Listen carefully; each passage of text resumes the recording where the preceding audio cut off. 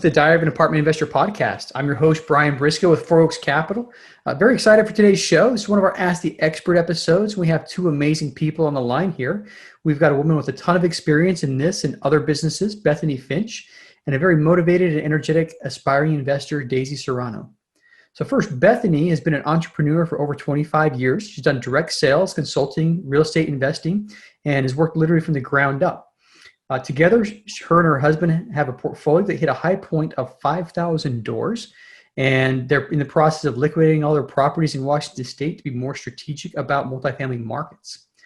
Goal for their company is to continue sustainable growth model to enable them and others who wish to join to be able to provide passive income so that their most precious resource, time, can be devoted to organizations and people where they can have the greatest impact. So that said, Bethany, welcome to the show. Thank you, Brian. I'm glad to be here.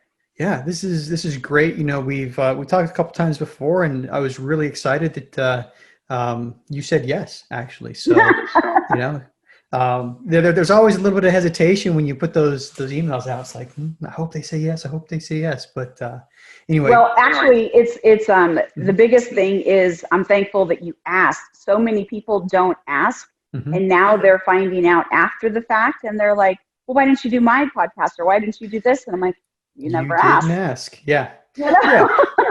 It's simple, simple. You don't just ask somebody, and maybe you get a yes, maybe you get a no. And if you get a no, you're no worse off than where you started. So, right. Yeah. So there we go. So let me ask you to give us a little history on your background. Yes. So 25 years as an entrepreneur. I know this is not a baby face, right? These wrinkles came hard earned, but I have started literally from the ground up early on when you're single and you're both working and you don't have tax breaks. And I'm, the accountant finance person, I'm looking at this going, we're paying a ton of money in taxes. How can I solve this problem? And just started realizing, well, businesses get all the write-offs. How do I start a business? Yeah. That's literally how it started. It was an original quest to save money on taxes. I didn't want to pay Uncle Sam any more of money. And so once I started figuring that out, it was like, oh, wait a minute, I just need to start a business. So that's how the process got started and rolling early on. It was to provide some extra income, save money on taxes. Didn't take long for me to figure out I definitely am more entrepreneurial minded than sitting in a cubicle and doing what my college background and all that is. And so it's like, yeah, there's a way to promote this one and get out of that one. I'm all for it. So that's what I did. Yeah. So, I mean, two birds with one stone. I mean, you do something that you're naturally good at and you save money on taxes. Right. Yeah. I mean, win-win, right? So one of the best things I think I did, in my mid-20s is I signed up for an income tax course through a local community college. It was just one of those things where it was like, I need to figure out this tax thing, and at the time, honestly, it was so I didn't have to pay somebody to do it for me. That was my mentality at the time. But also I learned a lot of things about how businesses and how real estate, is extremely tax friendly. I think that's one of the big motivations for a lot of people to do, multifamily or just real estate in general. So how did how'd you get into real estate? So that's still a little more on the why I became an entrepreneur side of things. Okay. So in growing up, with the background that both my husband and I grew up with, we literally, came from nothing, and I was in and out of foster care and different things like that. So knew what it was to have nothing. And obviously when you start a family, you want to provide something and do more. So although we were both very hard workers, there's still limits to what you can do with a job and W-2. So I was always looking for how else can we do this and what can we do? Because we want to provide a better life. How can we make that happen? So that took outside of the box thinking, took a lot of moves. It took a lot of career changing, really kind of deciding and asking, why am I doing this? What am I doing? How am I going to get there? So setting goals, not really understanding that that's what I was doing, but recognizing we're working towards something. So we, as we figured out the entrepreneur side of things and started figuring out, well, we make a whole lot more money on the business side. Then the next burning question was, how can we, buy a house, right? when your income is limited based on your wages and there's only so much that you can do and you only have so much time, we started trying to expand that question. And it's like, okay, well, how can we buy a place? And so literally, like I said, we started from the ground up as my husband was a groundskeeper years ago on the very first property. And that's ground up, literally, how he got started on that side. And then through there, he's literally continued to work through it. We've worked on the property management side of it. We've also worked on the asset management side of it, and all the way up to the ownership, doing the full renovations and everything. And all along the way, the business mindset, I'm the entrepreneur in the family. And so that business mindset, I'm looking at this going, we can do this. We can totally do what they're doing. We can do this. We can do this, And so it took a lot longer to convince my husband of that. So it was mostly me jumping in and doing it all, and then him slowly coming on alongside and going, hey, wait, we really can do this. And wait, retirement is an option. It's no longer out the door. I don't have to die working. Suddenly it started getting his juices flowing. And so once he realized that, he's like, well, I guess that means we have to buy a house, huh?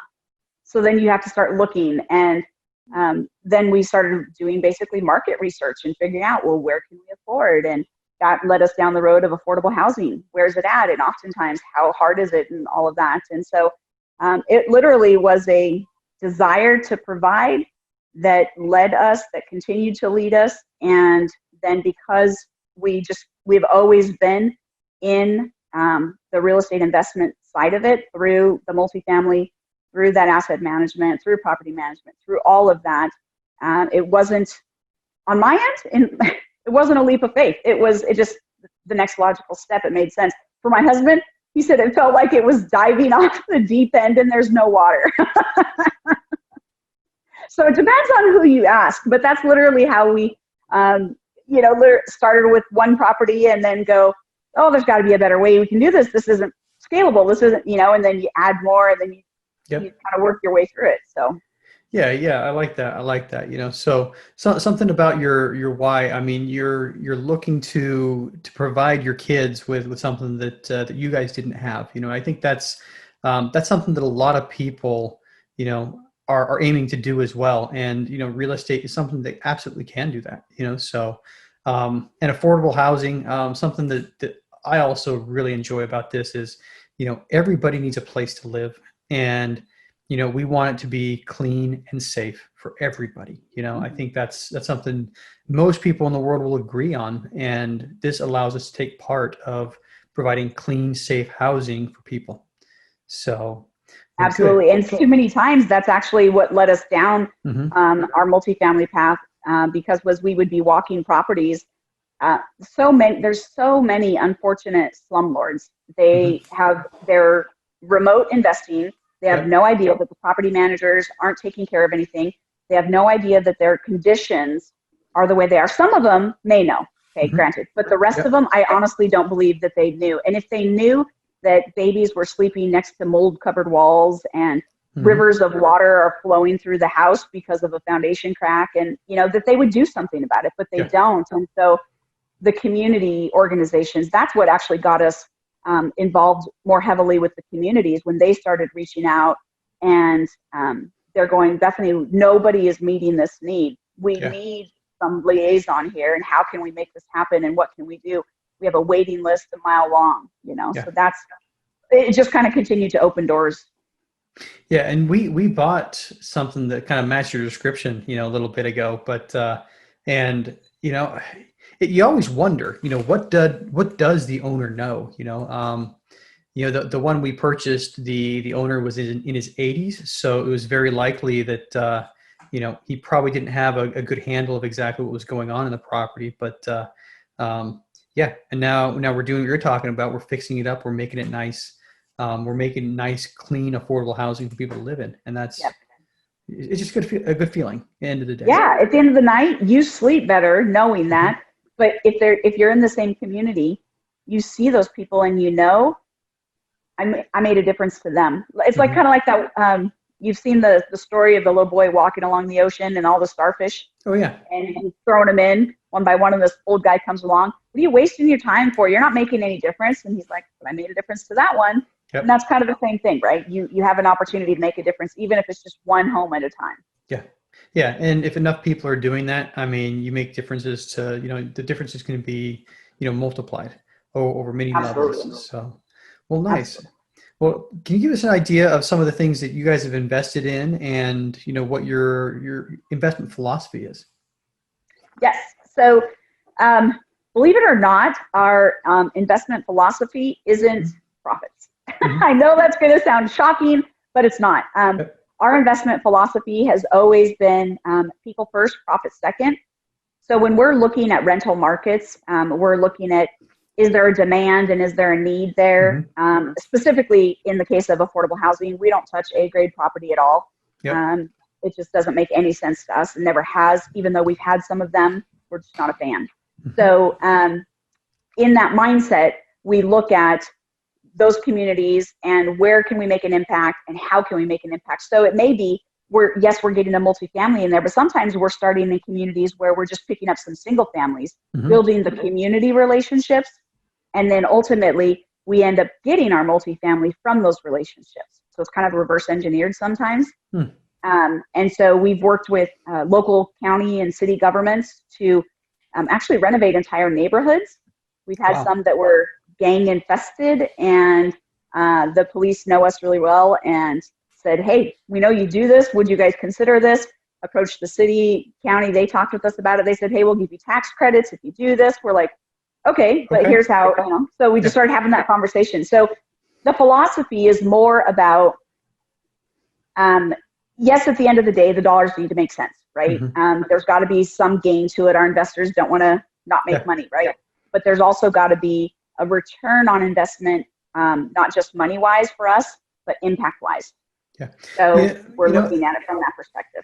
And I think today, especially there's a lot of people who invest for more than one thing, for more than just monetary returns. There's a lot of people who want to invest in projects that make sense and in projects that help other people. Or for some people, some people have different philosophies. Some people are investing in projects that are green or whatever. But I think if you find the right investor, just like you, they'll settle for maybe slightly lower returns, knowing that they've made a difference in the world or in a community. And what we have found, it comes back more. So for instance, those investors that go, it's all about the numbers and I want a 20% cash on cash and I want this and I want this and I want this, right? Mm-hmm. They'll go in, they'll do that one project and then they'll leave. They'll never get repeat business. They'll never get, and that's not what our goal is.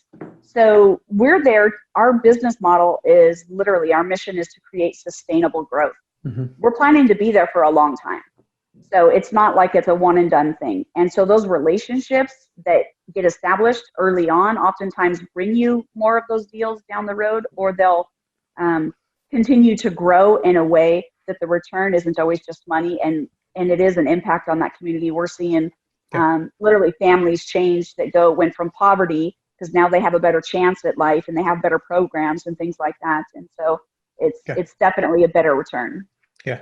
And just looking at what you're doing, if you're improving communities, you're also improving the property values, so the two are definitely interconnected, so gang infested areas are going to have very low property values, and extremely high cap rates once you're talking about commercial real estate. So, the price per unit is going to be a lot lower. You go in, you get rid of the gangs, you get rid of the drugs, and you bring in, programs, community programs, and make it safe. You've gotten a lot of return on your investment right there. So yeah, absolutely. Now something else that, we've talked about this before. I know you do a lot of charitable work as well. Donate a lot of your profits to charity as well. Can you tell us a little bit about some of those programs that you do? Yeah. Well, so as Christians, we're firm believers in tithing and supporting your local church, but we've always tried to take it a step further because there's a passage in the Bible that talks about where, a rich man has all this wealth and his barns are overflowing. And so he decides to build more barns to just keep holding on to those riches. And, basically Christ's answer is, you shouldn't have built more barns. I gave you the excess to get rid of the excess. You were taken care of, your needs were met, now continue to help. And basically we are vessels, right? So with that mindset of us being a vessel, we're out to try to very strategically move that and just continue to be that funnel that it moves through, so that it does go to not just reputable organizations, because there are a lot of organizations people are unaware of. They assume just because it's a 501c3 that it's doing good, and there's a lot of not so good ones, or that, for instance, every dollar you give them, 86 cents of it is going to their administration, and only 14 cents is actually going to the program, so but getting funds back into those organizations so that they no longer have to spend all year long fundraising, because now they can count it on their budget as a line item from us. And so on all of our single family renovations and things of that nature, or our Airbnbs that we run, we always turn that immediately back to the local community. We've tried to help local pastors set up retirement accounts, recognizing that the churches are one of the foundation of support services, and many of them don't have that, and teaching them and having that done through the church so there's transparency and accountability. And then also doing the same thing on the multifamily side. We'll attach a 501c3 to each one of our properties, so that, like I said, they're counting that income as a line item, and they just know month after month it's coming in, and they don't have to fundraise for it, so they can get back to doing what they were doing. So programs like the Underground Railroad, Samaritan's Purse, different ones like that are some of our big ones that we work with. Nice. And that speaks volumes to your character. I love the analogy you gave. Once your vessel is overflowing, you're to give of your excess. And I think that's very, very noble, and it's something that we aspire to do as well. So not quite to your level yet, but we'll get there. We'll definitely get there. I don't think it's about noble, honestly. I think it's about almost laziness. The more stuff you have, the more you got to clean it. I don't want to clean it. The more you got to take care of it. I don't want any maintenance. I don't want any of that stuff. So it might just be I'm just lazy, I think. Yeah. Well, we need more lazy people in this world then. So, put it that way. Well, that's good. So we've talked a lot about your why coming through it, but if you can just, focus on that why for a second. I mean, we wove it in and out of what we've talked about. What is your big burning why for this? So the big burning why has always been my family. Everybody says that, I know that, but a key component of this has literally been the men in my family, my husband, my son, my brothers. So I should say, my husband didn't know about it till I told him. And then he saw it, of course. Yep. Yeah, right. We have seen, unfortunately, generationally, with the women's empowerment movement, it has also kind of gone to the other extreme, and it is, it almost, I'm not sure if demasculated isn't the right word, emasculated, but basically kind of knocked down men to say, no, you don't need to be up here and trying to assume a role, instead of just really truly going for equality.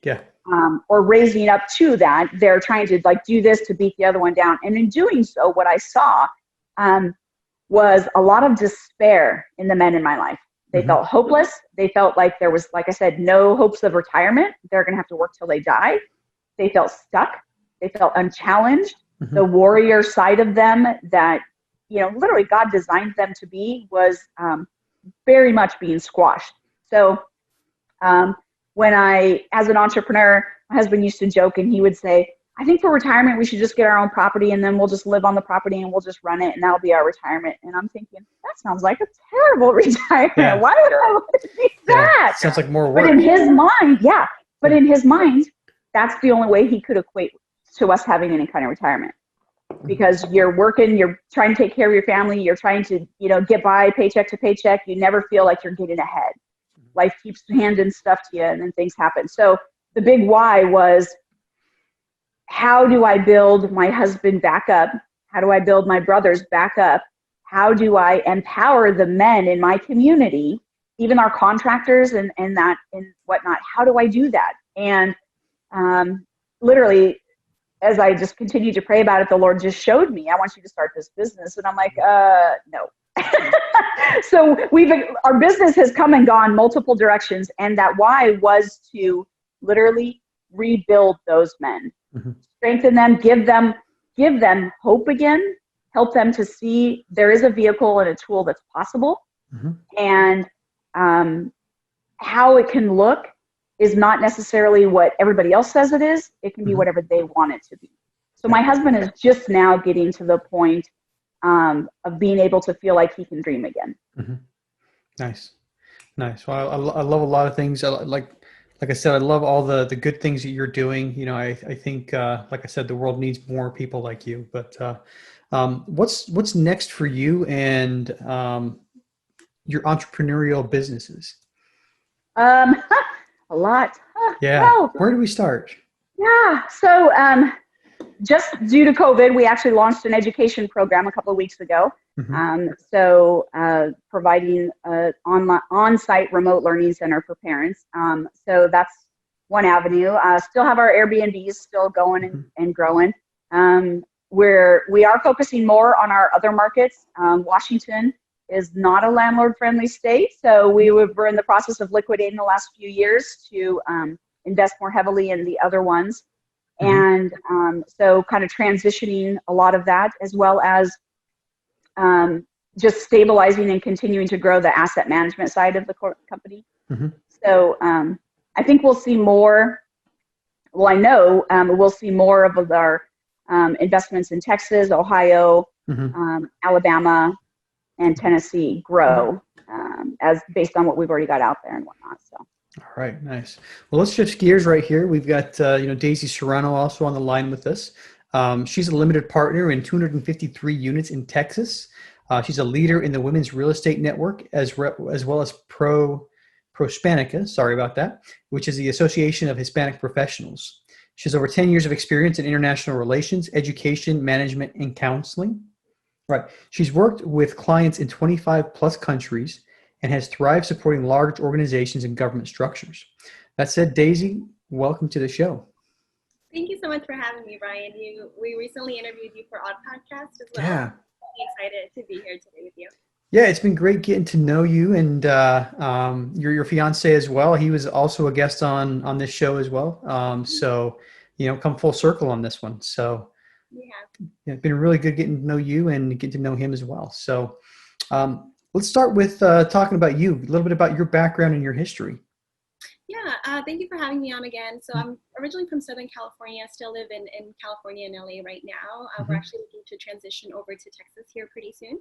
Yeah. That's something that's in the works. But yeah, originally from Southern California and born and raised out here, and went to school, got a degree, and started working. I sort of fell into international education right after college. My plan was actually to work in the juvenile detention center. So my background was in criminology and did that, but realized it was difficult for me to balance the emotional side, wanting to do a lot more for the boys, for the minors I was working with than I can do. And so ended up, going into international education and have been in the space for the last 10 years in various capacities. And so, yeah, for me, real estate sort of happened. It was totally unplanned. My fiance, as you mentioned, Luke, he has a construction and engineering background, so very numbers driven. Yep. He was the first actually to bring it up, to talk about real estate, to talk about the big, reasons why.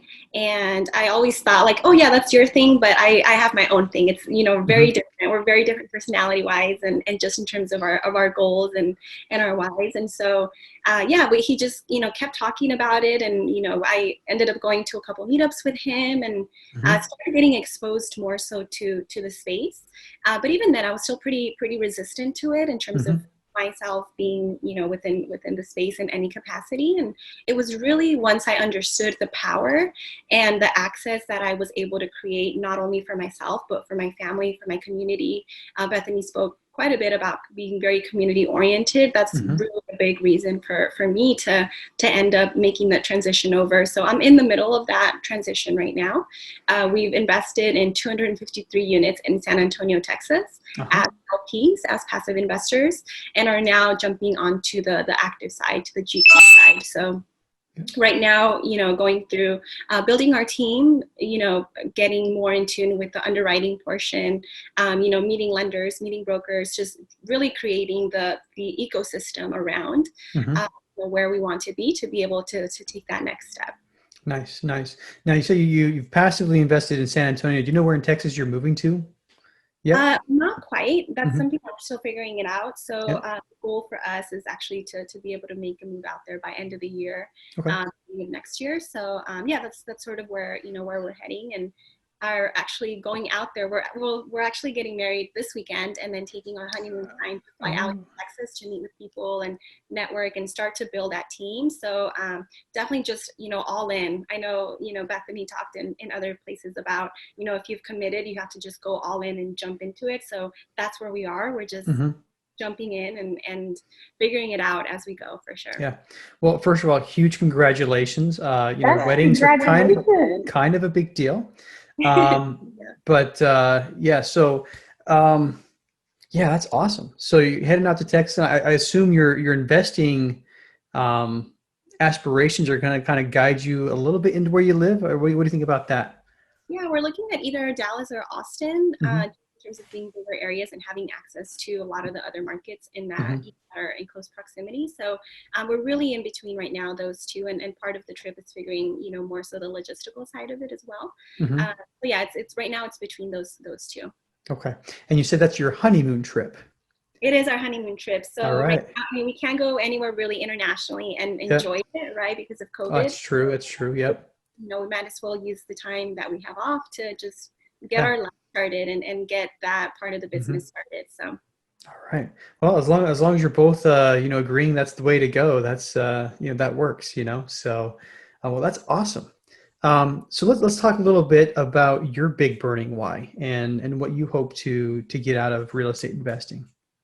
yeah, for me, it's a few different things. Mhm. As I mentioned, I'm very community oriented. A lot of what I do and who I am revolves around my family and my community. So for me, it's really, being able to retire my parents is a huge part of it for me. They're both from Mexico, migrated to the U.S. in search of the American dream, and Mhm. have, in very many ways, attained that American dream. But retirement wasn't something that they planned for or even knew or had access to. And Yep. so for me now, knowing what I know and learning what I'm learning, it's being able to set them up for success for the remainder Mhm. of their time, right? Yep. However long they may have, and be able to give back a little bit for everything that they've done for me, Mhm. having migrated to a whole different country, not knowing the language, just so many barriers. So Yeah. that's one for me that's really, really big. It's one of my main driving forces. Mhm. And then on the other end, it's really creating more access for millennials to invest. Mhm. Because for me, coming from a lower socioeconomic background, predominantly Mexican Latino community, nobody that I knew growing up or even now has had access to investing or has even known that that's something that's possible. So for me, a really big why is just creating more awareness about the opportunity that exists and providing a platform. So something that we're looking into is for Luke, my fiance, and I, is being able to provide a certain amount of our next deal, Mhm. opening that up to friends and family, to people that maybe wouldn't have the access or the availability to invest in this kind of a property, Mhm. and just showing them that it's possible, and by doing it ourselves, and then creating that opportunity for them to be able to create more access in our community and elevate our community, Yeah. essentially. Yeah, I love that. I mean, communities is definitely a big thing, community and family. And I spent a lot of time, south of the border in the Latino community. Those are two huge themes. And it's one thing that I really, really love about the Latino culture is family and community are, top priorities for everybody. So, um, well, good. Well, that said, Daisy, we have Bethany on the line here. What would you like to ask her? Bethany, it's so great meeting you. Thank you for the wealth of information that you are, and the Mhm. beautiful person that you are, on the inside as well, which is amazing to see. So one of the questions that I'd love to ask is, going now from the limited partner side to the GP side, and breaking into the space for our first deal, what are some of those recommendations that you would give us from having been on the operating side for quite some time? Okay, so Daisy, thank you so much for allowing me to be here and for taking this call and whatnot. It's great to meet you as well. In regards to what it might look like for breaking over, crossing that line, right? It seems like just a line on a piece of paper, but can be so much scarier in the reality of things, right? one of the best things that I tell people is, having come from both single family and multifamily, the difference, yes, it's number of doors, but the difference is scalability. So you already are recognizing that scalability part of it, in that it's much more scalable, and the numbers make a lot more sense than a single family, things of that nature. But from a GP side of it, the lenders are looking at it from a different perspective. On the residential side, right, they're looking at you. What's your credit score? What do the comps in the area look like? This, right? So they're looking at you. On the GP side of a deal for underwriting, they're looking at who the team is. They do not like to see one individual or one person running a deal unless it's super tiny. 20 units or less, they're good with. Even up to 40, they may be okay with. But oftentimes they're looking at your team. So one of the best things that I can tell you is always team up with someone who has experience, and don't necessarily team up with somebody just because you know them. Okay? I say that for two reasons. Two of the biggest things that change people are money and stress, right? That's what takes out most marriages. And you think of a team, that's a relationship. So you can easily compare it to a marriage. Anytime there's money questions, it changes people. So people who may be normally good-natured and not bothered by it suddenly are very stressed, and people act differently when they're under stress. So that team is important, because on a multifamily deal, single family, you can be in and out 6 months, a year tops. Multifamily, you're kind of married to them for 3 to 5 years. So if somebody on that team, for instance, is not performing, everybody else either has to pull the weight of that person as well, or they have to have a really strong written agreement that they can exit them at some point. And then that's just a broken relationship. And I hear that community is very important to you.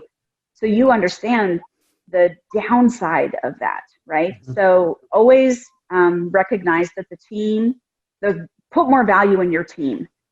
The property deals come and go all day long. I know in the beginning it doesn't feel like that. And how many investors told me in the beginning, no, Bethany, don't force a deal, don't force a deal, don't force mm-hmm. a deal, because I was desperate for that deal. But the reality, I listened to them. Thankfully, I listened, and I didn't force those deals. And because of it, I didn't get in bad relationships with bad teams. I didn't get on bad properties that, cost these investors greatly. And so now looking back, I can see the wisdom there. And so if you team up with somebody that's experienced, right? Looking at the experience, I would also look at what you and your fiance have to offer. So for instance, mm-hmm. you may be very, very strong in, say, finance and numbers. And so the underwriting side of it really clicks with you. You're very, very good with that. Bringing along the rest of your team, that's all they're good at too, that's not a good team. You want to find people so that your team is built, everybody else's weakness is being filled by somebody else. Mm-hmm. And weaknesses isn't necessarily, the world wants to put a negative connotation on that, but weakness just more or less refers to, if you're passionate about it, you're going to do it. So even if they're running a W-2 job, which you guys may still be for a while, when you're running that W-2 job, if you're passionate about it, they're going to come home and work on it. They're going to get busy. Mm-hmm. If it's not, it's just another job when they're tired and they're not going to do it. Yeah. Yeah. Okay. I love that, especially, when you talk about, being passionate about it. I think for me, once I made that leap and decided to commit full time, then, I wanted to spend that time doing it. But before that, it was just, it was more of a job, right? Another duty versus something that I wanted to do. So thank you for sharing. One more thing, right? Something that you talked about was, working with your husband. I know that you both work together and have been for quite some time, and, having acquired so many units in such a short amount of time. I'd love to hear more about that working relationship and how you separate or don't the business side from the personal side. Oh, I'm laughing because we have been married. We just celebrated 20, hold on. I want to get in trouble and say the wrong number. 20-something years. He won't notice. 28 years? 28 years? Mm-hmm. Yeah, 28 years. So 28 years, right? And I've been an entrepreneur for 25 years. So did we have serious challenges that most people don't face? Absolutely. 100%. especially when the other person doesn't understand. Okay, so if the other person is busy going and doing their W-2 job and they're just on paper as a partner, they're not really involved in any way in the business, it is almost always kind of a failure, a setup for failure, because they're just looking at it like it's another job to them, and they're analyzing it through that filter. Mm-hmm. So why aren't you off at 5 o'clock? And why aren't you doing this? And why aren't you available for this? And you're home all day. What are you doing? Right? So they're filtering it through that. So we've had to live and learn a lot. Mm-hmm. There were times that definitely business trips had to be taken and he was not coming. I'm sure Brian can attest, being in the military and being deployed, and there's different times and things like that as well. Yeah. When anytime you're married, it's a growth. It's not a marriage doesn't survive based on, hey, I got married today, so we're gonna be married forever now. It doesn't work like that. Mm-hmm. It's work. It takes effort, and it's so easy for us to fall into a rut when you're with someone day in, day out, especially when you're in business together, because that stress that I told you about that changes people, and then the money that changes people, those two things are already factors in marriage, and then the business side of it just compounds it. So we learned, one of the things we talked about before, I'm in a mastermind.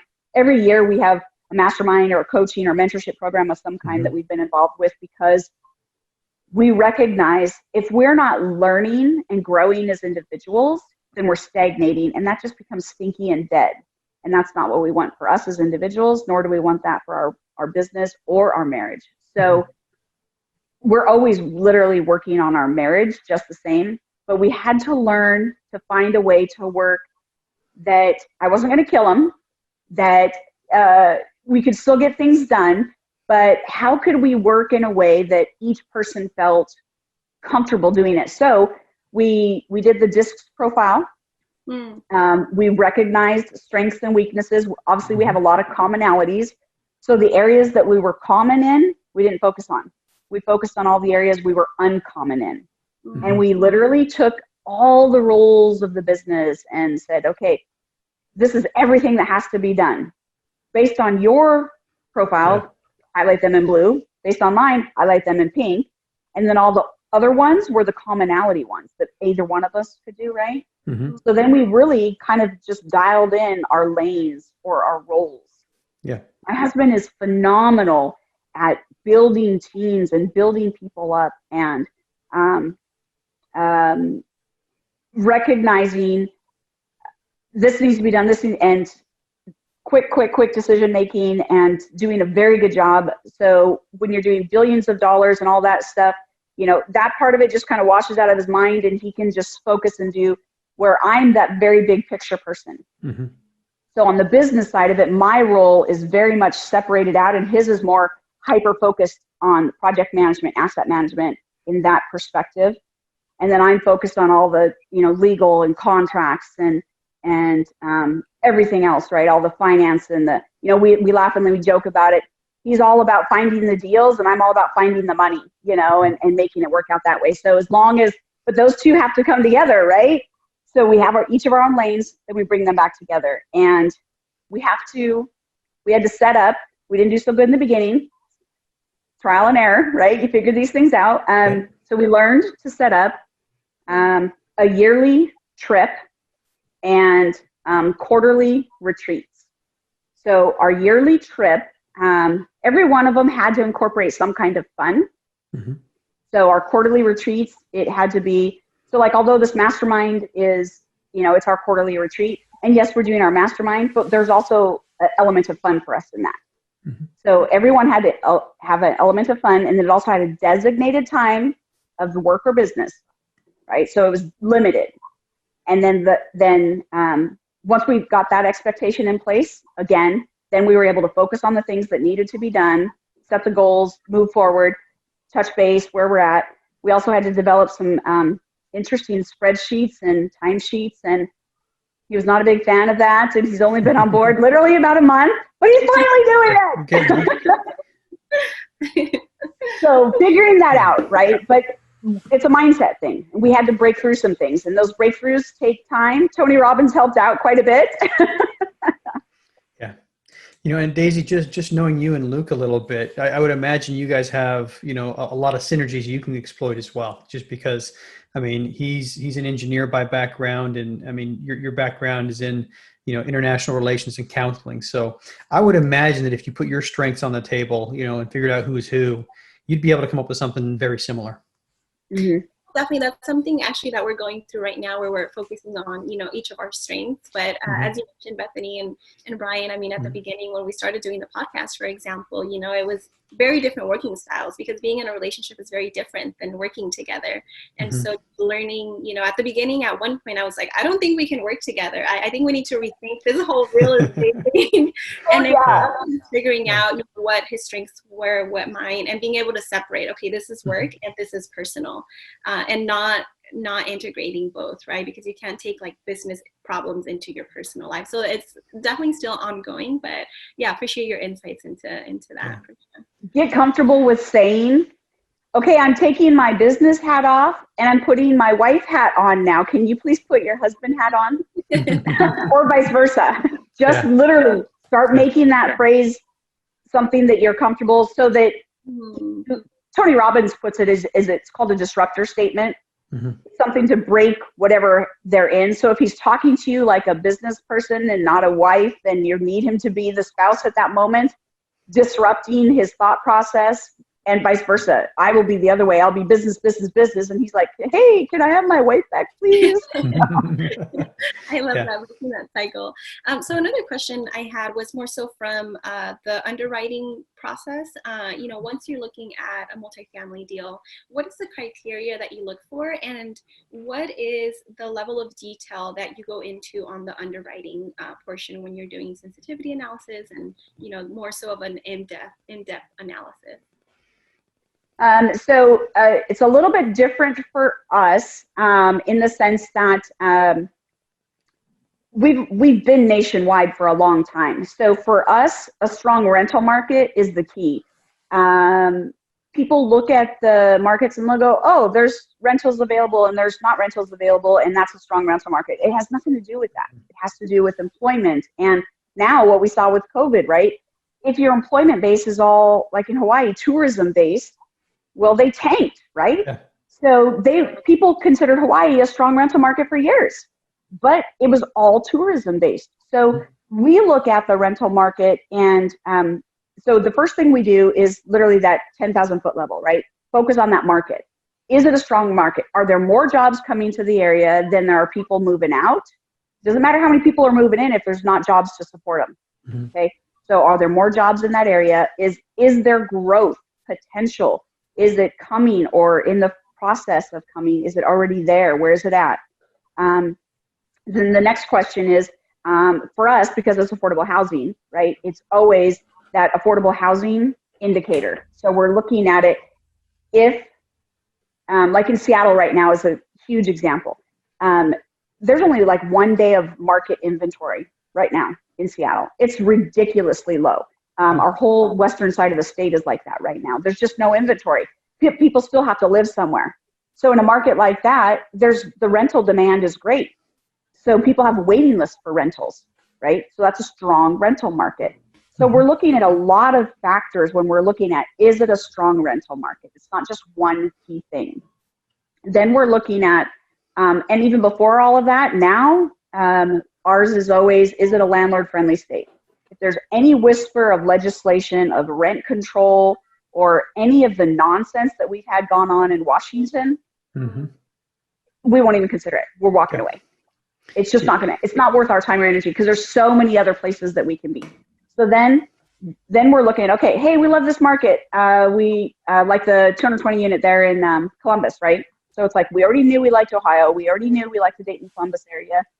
So then it's looking at, okay, so which pockets of those areas? A lot of times what happens, like I mentioned earlier, is deals come to us on the back end. So right now you guys are coming by the front end, so to speak. I'm trying to reach out to brokers and this and that. And so one of the quickest, fastest, easiest ways is not necessarily to talk to commercial brokers, but it's to talk to local real estate residential. They know what school districts everybody wants to be in. They know where they can't find rentals. They know way more, and they're more free with their time than the commercial ones are. Commercial ones are kind of stingy with their time. Yeah. Then once you figure, yeah, it's pretty common, right? Mm-hmm. So then once you figure out, okay, so we're looking in these areas, you're going to start finding, okay, we like this area, we don't like this area. Then it's easier to kind of hone in. Then you just look at all the listings that were sold in that area. Who sold them? Mm-hmm. Reach out, reverse. You guys are engineers, reverse engineer everything. Everybody else kind of brokers, and you do this, and you do this. And that's a huge, long wait. It'll get the job done, but it's a long, slow process. Okay. So you want to reverse engineer. When you come to a broker, you say, I'm looking for this, and I'm looking for this, and I want it in this market, and this, I'm looking for 40 units in East Amarillo, Texas, and I'm not willing to settle for a 2% cap, anything like this. They're still like, oh, she knows what she's talking about. Then they'll start taking you serious. Mm-hmm. So having that information on the front end, when you come to talk with them, they start paying attention a little bit more. Yeah. Then you got to have something to grab their attention. Well, I hate to break in. This has been a wonderful, wonderful conversation, but we're about the time where we need to start wrapping up. So one more question for each of you, and Bethany, you go first. How can listeners learn more about you? Well, they can reach us on our website, www.americanmadehomesolutions.com, or they can email us. It's just info@americanmadehomesolutions.com. We respond to both. Either way, obviously, we're on social media. We're on Facebook. We're on LinkedIn. We respond to all of that. I know, Brian, you reached out through LinkedIn, so they can easily reach us there as well. All right. Sounds good. And we'll put a link to your email address, to your website, and to your social media profiles in the show notes. So for anybody listening, if you want to learn more about Bethany, go to the show notes, and you should be able to just tap a link to take you there. Daisy, same question for you. How can listeners find out a little more about you?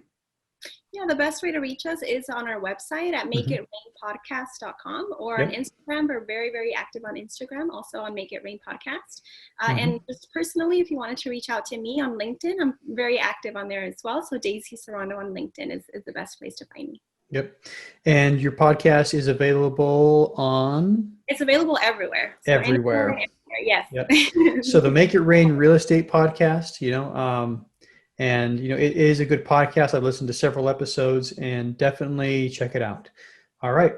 Well, ladies, thank you so much for spending the afternoon with me. I know it's morning for you guys, but afternoon for me.